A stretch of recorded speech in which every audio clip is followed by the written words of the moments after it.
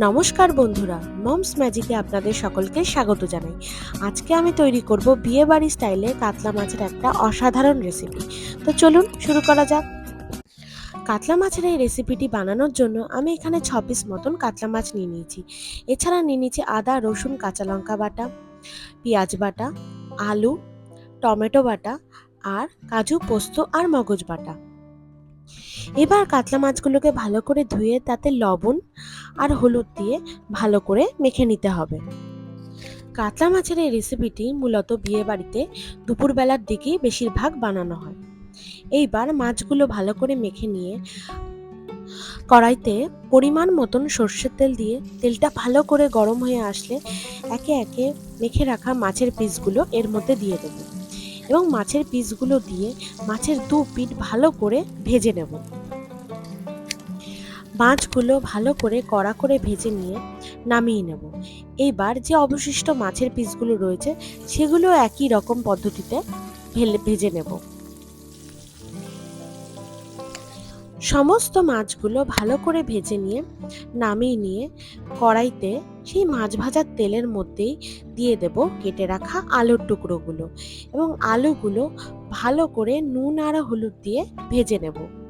আলু ভাজা হয়ে আসলে সেই আলুগুলো তুলে নিয়ে সেই তেলের মধ্যে আরও কিছুটা পরিমাণ তেল অ্যাড করে তাতে ফোড়ন হিসাবে দিয়ে দেব শুকনো লঙ্কা, গোটা গরম মশলা ও সামান্য পরিমাণ জয়িত্রী দিয়ে কিছুটা কুচি করে রাখা পেঁয়াজ এর মধ্যে দিয়ে ভালো করে ভাজা করে নেব। পেঁয়াজটা সামান্য ভাজা হয়ে আসলে এর মধ্যে অ্যাড করে দেব পেঁয়াজ বাটা। পেঁয়াজ বাটা দিয়ে ভালো করে পেঁয়াজ বাটা যাতে লাল লাল হয়ে আসে সেই মতো 5 মিনিটের জন্য ভেজে নেব। পেঁয়াজটা যখন ভালো করে ভাজা হয়ে আসবে তখনই এর মধ্যে দিয়ে দেব আদা, রসুন ও কাঁচা লঙ্কা বাটা। আদা, রসুন, কাঁচা লঙ্কাটা আমি এখানে মিহি করে বাটিনি, কিছুটা দানা দানা রেখেছি। এইবার পেঁয়াজের সাথে আদা, রসুন, কাঁচা লঙ্কাটা ভালো করে কষিয়ে নেব। কিছুটা কষে আসলে এর মধ্যে দিয়ে দেব টমেটো বাটা। টমেটো বাটা দিয়ে ভালো করে মিশিয়ে নিয়ে ভালো করে কষাতে থাকবো যতক্ষণ না টমেটোর কাঁচা গন্ধ চলে যাচ্ছে।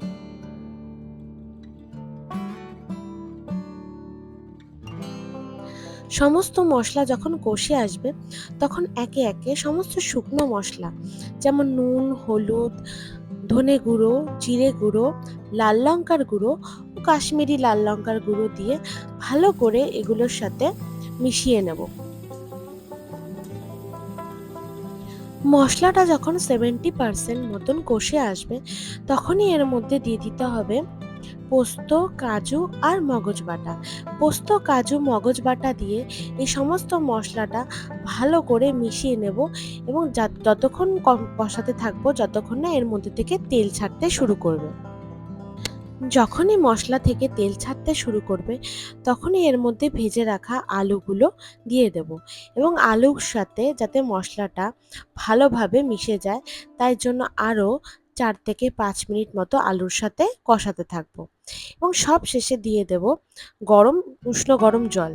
উষ্ণ গরম জল দিয়ে ভালো করে নেড়েচেড়ে দিয়ে এবং ঝোলটা ফোটার অপেক্ষা করব। ঝোল যখন ফুটতে চালু করবে তখন এর মধ্যে স্বাদ অনুযায়ী লবণ আর চিনি দিয়ে দেব যাতে এর টেস্টটা ব্যালেন্স হয়। ঝোল ভালো করে ফুটে আসলে ভেজে রাখা মাছের টুকরোগুলো একে একে এর মধ্যে দিয়ে দেব এবং ঝোলের সাথে মাছটা আরও 4 থেকে 5 মিনিট ভালো করে ফুটিয়ে নেব। সব শেষে এর মধ্যে দিয়ে দেব কেটে রাখা ফ্রেশ ধনেপাতা। ব্যাস, তাহলেই রেডি আমাদের বিয়েবাড়ি স্টাইলের কাতলা মাছের এই রেসিপিটি। তো বন্ধুরা, আমার তৈরি এই কাতলা মাছের রেসিপিটি তোমাদের কেমন লাগলো কমেন্ট বক্সে জানাতে ভুলো না। আর যদি ভালো লেগে থাকে তাহলে একটা লাইক ও আমার চ্যানেলটিকে সাবস্ক্রাইব করে দিও। দেখা হবে পরবর্তী ভিডিওতে নতুন কোনো রান্না নিয়ে। ধন্যবাদ।